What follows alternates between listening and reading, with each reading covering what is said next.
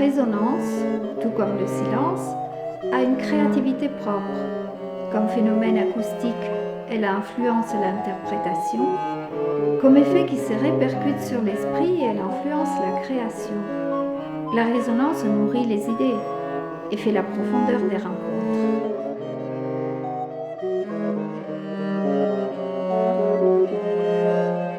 C'est souvent grâce aux résonances que des rencontres apparemment fortuites donnent forme à des aventures culturelles, des rencontres qui ouvrent l'esprit, rencontres de projets et des personnes qui les animent. C'est le cas de 3 projets très proches, bien que de nature différente. Leur jonction est à l'origine d'une de ces aventures où le hasard, certes avec le concours de la volonté et de la compétence, fait bien les choses. Un projet de restauration avant tout, une entreprise assez audacieuse, destinée à sauver l'imposante bâtisse du presbytère baroque de Vinaders, un hameau de la mairie de Gries-en-Brenna, situé dans le Tyrol autrichien à l'entrée de la vallée de Obenberg. Les travaux, voulus par le jeune religieux roumain en charge de paroisse du secteur, débutent en 2017 avec le soutien de la mairie, de divers organismes d'État et bien entendu avec l'aide de nombreux bénévoles. Un deuxième projet analyse les relations entre les architectures anciennes, les sonorités des instruments historiques et les pratiques d'interprétation des partitions anciennes. Il est né en Italie, à l'université de Gênes, dans les années 80 du siècle dernier. Et il se développe en France, dans le département du Gard, en Occitanie, depuis le début de ce siècle. Pour la 5e année consécutive, ce projet s'étend au Tyrol, et plus particulièrement au riche patrimoine de petites églises historiques du Wipptal. Le projet L'architecture à écouter est presque aussi audacieux que la restauration du presbytère de Vinaders. On pourrait le résumer en disant qu'il évolue autour du dialogue. Le dialogue entre les lignes du contrepoint, le dialogue tissé par les voix différentes des instruments et le jeu des résonances qui naît de ces dialogues grâce à la complicité de l'acoustique des lieux. Un nouveau volet de ce projet fait entrer le geste dans le jeu de ces échanges, un geste riche de résonances, comme le sont les sonorités singulières et sensibles des instruments anciens. Il s'agit du geste symbolique que l'on retrouve dans une forme bien particulière de la tradition du théâtre japonais, le théâtre kabuki. C'est ainsi que dans une période où les voyages et les contacts entre cultures ont été rendus difficiles par la pandémie planétaire, il est arrivé que l'Orient rencontre l'Occident dans un petit angle tyrolien, où l'histoire a toujours vu se croiser les itinéraires culturels d'Europe. Kultur besteht aus Resonanzen. La culture vit des résonances. La résonance du passé dans le présent, la résonance du présent et du passé dans le futur, mais aussi la résonance des idées, des mots, des sons dans l'espace, la résonance des rencontres. De tous ces échos se nourrit l'art. De ces échos naissent et se développent les idées qui font vivre et progresser les arts. L'installation stable des populations dans les hautes vallées du Brenner a lieu au cours du XIIe et XIIIe siècle. Le nom Vinaders se trouve cité dans les documents d'archives à partir de 1253. Il désignait à l'origine toute la vallée de Obenberg. Aujourd'hui, le nom de Vinaders n'indique que l'agglomération autour de l'église. En l'absence d'édifices civils, le riche patrimoine religieux et artistique reste la seule source des témoignages historiques. On comprend ainsi l'importance des édifices religieux qui parsèment le territoire et de l'imposante bâtisse du presbytère de Vinaders en particulier. Saint-Léonard de Vinaders est la construction la plus ancienne. La petite église Saint-Jacques dans le hameau de Neuslach, avec son retable précieux, était un édifice de culte affilié à la paroisse de Saint-Léonard.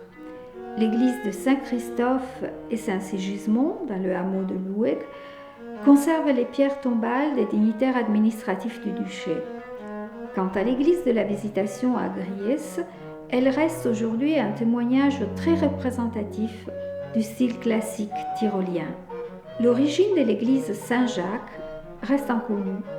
Elle a été érigée en 1305, probablement après le retour du pèlerinage à Saint-Jacques de Compostelle, du descendant d'une célèbre lignée d'administrateurs ministériels.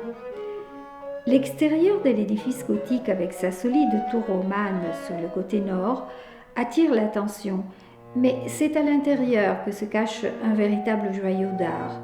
Le retable en style gothique tardif daté de la fin du XIVe siècle, qui orne l'autel. Les volets sont décorés intérieurement des scènes de la vie et du martyre des apôtres Jacques le Majeur et Jacques le Mineur, tandis que sur le verso des volets est représentée une annonciation. Les peintures sont attribuées à Ludwig Konreiter, peintre à la cour de l'empereur Maximilien. Les 3 sculptures en bois, Marie et l'enfant accompagnés des 2 apôtres, sont l'œuvre d'un maître anonyme du nord du Tyrol. Il nous offre un exemple typique de ces réalismes populaires importés du sud de l'Allemagne et répandus au nord du Brenner à la fin du XVe siècle. Dans la petite église Saint-Jacques se trouve l'orgue Fuchs à un manuel, un orgue de petite dimension parfaitement adapté au milieu acoustique de l'église. L'instrument de 1750 a été restauré et est régulièrement entretenu. C'est l'un des rares instruments conservés dans sa structure d'origine. Il provient de l'atelier de l'une des familles de constructeurs les plus connues de la région du Viptal, la famille Fuchs, citée parmi les initiateurs de la célèbre tradition de constructeurs d'orgues, véritable gloire de la région.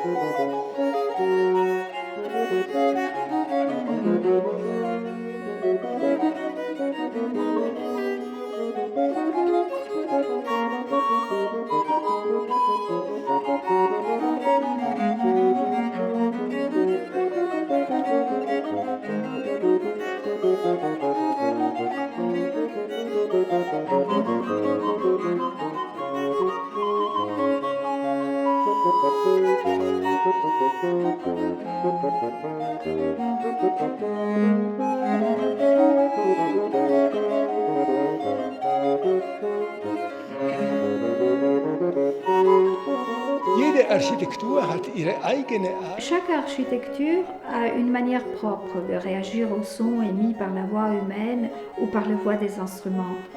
On pourrait dire qu'il existe une sorte de communication entre l'espace architectural et ses voix diverses. De leur côté, les instruments, et les instruments préclassiques en particulier, jouent avec la résonance des espaces. À l'interprète était souvent laissé le loisir de choisir l'instrument avec lequel lire une partition. Ce choix peut, et selon une certaine esthétique, doit tenir en compte des caractéristiques acoustiques du lieu. Sur les relations entre l'architecture et l'interprétation des partitions anciennes, est justement orienté le travail de l'ensemble hypothésiste dans le cadre du projet L'architecture à écouter. Dans ce cadre, le lieu est considéré un instrument à part entière, un instrument qui, avec les qualités de réverbération qui lui sont propres, entre dans le dialogue avec les autres instruments. Et il ne s'agit pas seulement de son, mais aussi de silence.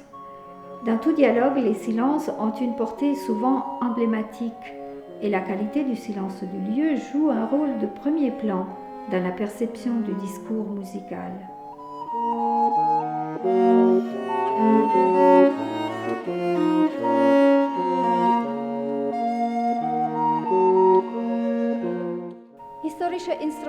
Construire aujourd'hui des instruments qui sont les copies fidèles d'instruments anciens, s'efforcer de retrouver les sonorités originales des partitions anciennes ou encore restaurer des architectures anciennes pour donner une nouvelle vie à des anciens espaces. Tout ceci avec grand dépend de moyens, d'énergie. Il est légitime de se demander pourquoi tout ce travail. Une réponse parmi bien d'autres pourrait être justement pour retrouver ces résonances particulières qui continuent d'inspirer les arts, nos cultures et notre esprit.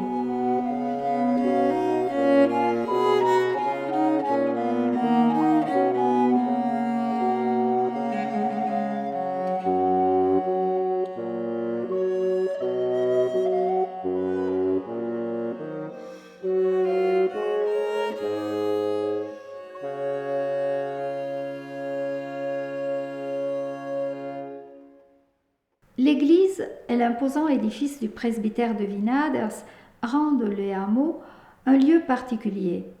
Le presbytère baroque que nous voyons aujourd'hui est une construction bien postérieure à la construction de l'église. Pendant plus de 300 ans, les célébrations religieuses étaient assurées par des prêtres provenant de la paroisse d'une localité voisine, Matrajanbrenner. La nécessité de bâtir une maison paroissiale ne survient qu'en 1498, quand un prêtre spécifiquement chargé de la cure de la paroisse de Vinaders s'installe dans le hameau. Un édifice modeste est alors construit sur les lieux où se trouve le presbytère actuel. Vers la moitié du XVIIIe siècle, la dégradation subie par cette première construction impose la reconstruction d'un nouvel édifice. L'édifice paroissial qui existe encore aujourd'hui sera terminé en 1761. Entre le XVe et le XVIIIe siècle, bien de choses ont changé sur le territoire. Au XVIIIe siècle, le hameau de Vinaders se trouve désormais sur l'un des axes de communication les plus importants entre le nord et le sud de l'Europe, la route du Brenner. Si la configuration du hameau ne subit pas de transformation significative, son importance se retrouve accrue. La nouvelle maison paroissiale, seul édifice du lieu à pouvoir assumer une fonction publique, est un grand et beau bâtiment où trouvent leur place des archives, où de nombreuses pièces pouvaient être destinées à accueillir aussi bien des réunions de la communauté religieuse ou civile que des personnalités en voyage entre le nord et le sud de l'Europe. L'élaboration du projet de restauration du presbytère baroque de Vinaders a requis quelques années. Et c'est seulement en 2017, après de nombreuses réflexions et de nombreuses hypothèses de réalisation, que les travaux ont enfin pu commencer. Beaucoup a déjà été fait et beaucoup reste encore à faire. Les premiers gros chantiers ont concerné bien évidemment la réfection de la toiture et l'assainissement des murs et du sol du rez-de-chaussée, très endommagés par l'humidité. Les structures qui avaient modifié l'intérieur du bâtiment pour des nécessités diverses ont été enlevées. Le vaste espace du grenier a été rendu accessible. Les revêtements pariétaux en bois des pièces du deuxième étage ont été nettoyés des couches de peinture appliquées dans les années récentes. Les panneaux peints qui ornaient certaines portes ont été restaurés. Dans une optique écologique, la rénovation a été bien évidemment conçue en adéquation avec les critères actuels d'économie d'énergie. La restauration d'un édifice historique a toujours plusieurs objectifs: permettre sa conservation, donner une nouvelle vie aux espaces qu'il contient, profiter des qualités particulières que ces espaces peuvent nous offrir. Autrement dit, il faut préserver son histoire et envisager son futur. Les archives sont les lieux des témoignages, mais elles sont aussi l'âme du lieu même. Elles conservent les éléments de son histoire, mais aussi les odeurs de papier ancien et de parchemin, le plaisir de poser nos yeux sur les écritures, les enluminures, les anciens caractères, précède la lecture des textes. L'archive est le lieu où l'on recherche, l'on trouve, mais surtout le lieu où l'on découvre. Parmi les documents d'archives conservés au presbytère, nous avons par exemple une lettre manuscrite de Nicolas de Cuse, un auteur auquel on ne pourrait pas rendre hommage d'un lieu plus approprié que celui-ci, le lieu où les livres règnent. un décor idéal pour l'auteur du traité De Docta Ignorantia. De ces traités s'inspire Descartes dans une lettre à Henri le Roi, où le philosophe affirme sans complaisance que de confesser librement qu'on ignore les choses qu'on ignore est une marque de savoir. Et il n'omet pas de souligner que cette capacité à reconnaître sa propre ignorance n'appartient justement qu'à ceux qui sont vraiment doctes.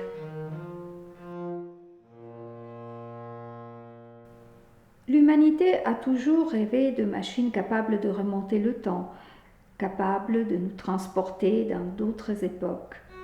Les archives sont les lieux où ces voyages deviennent possibles. Les archives de Wynaders nous permettent de remonter jusqu'à la fin du XIIIe siècle.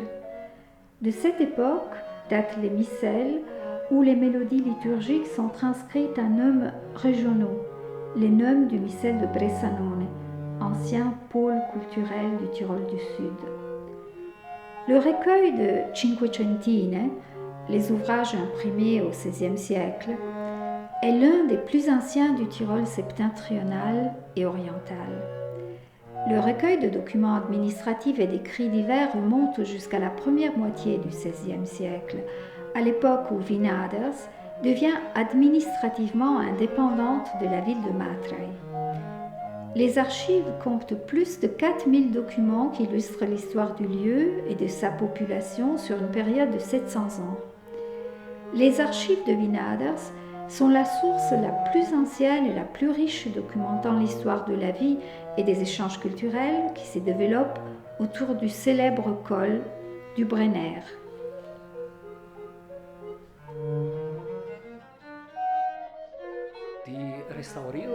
Restaurer une architecture est une manière de ramener à la vie un lieu.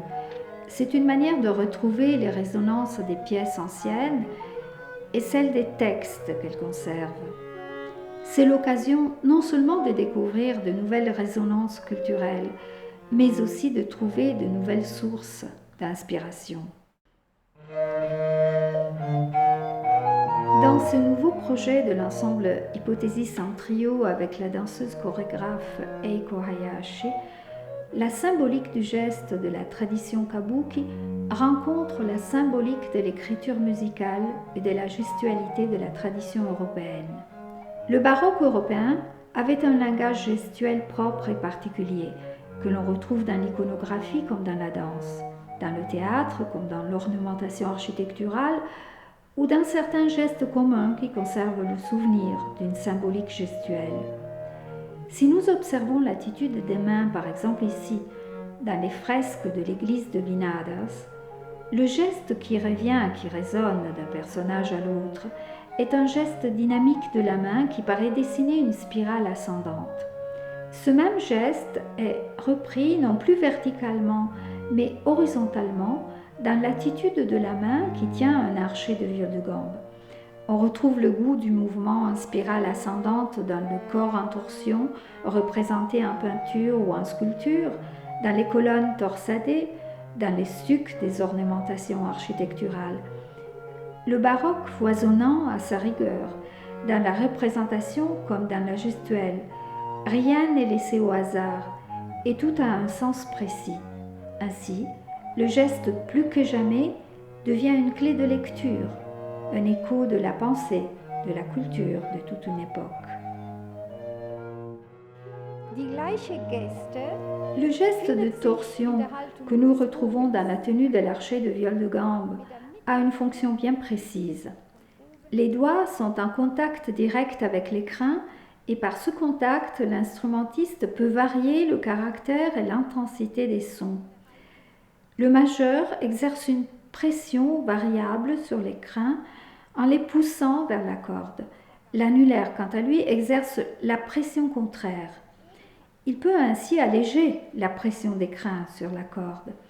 Ces jeux d'alternance ont une influence constante sur la tension des crins et par conséquent sur l'intensité et sur le caractère des sons.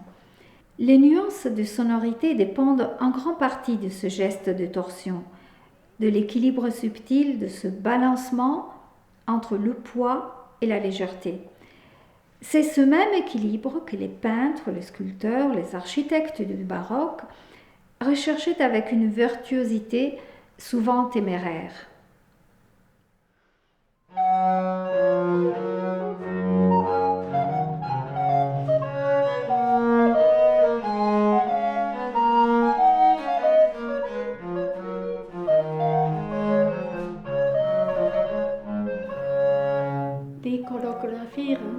La sonate très particulière de Parcham m'a tout de suite inspiré la recherche d'une issue à l'intérieur d'un labyrinthe. J'ai parlé à Cinzia de cette idée avant d'écrire ma chorégraphie et elle en a été enthousiaste. Instinctivement, mon choix touchait à un thème sensible, se référant à une symbologie précise pour la culture occidentale. Du Moyen Âge à la période baroque, le labyrinthe s'avère être le lieu qui revient souvent comme symbole de la recherche spirituelle ou du chemin de la connaissance.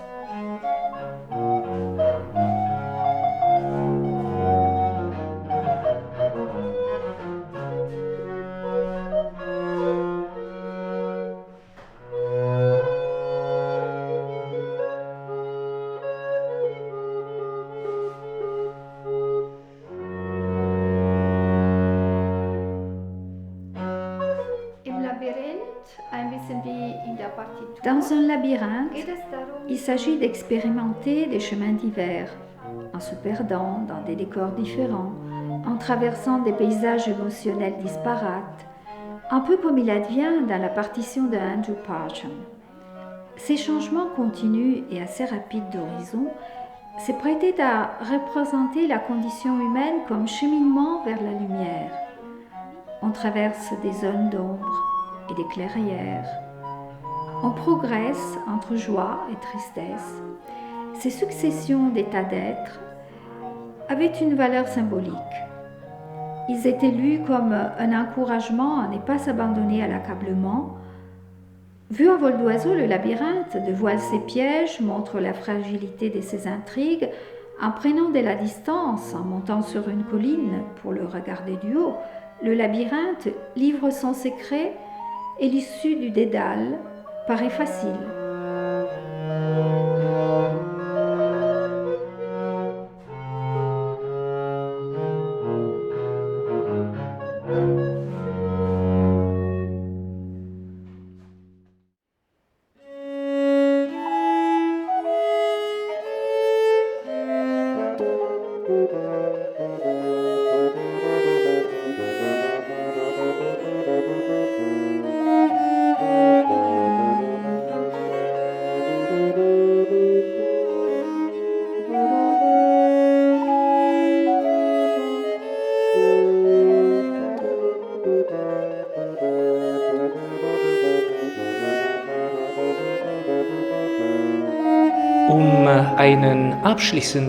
Ce parcours entre écho et résonance pourrait se conclure sur une phrase célèbre de Bernard de Clairvaux, une phrase qui est une résonance en soi.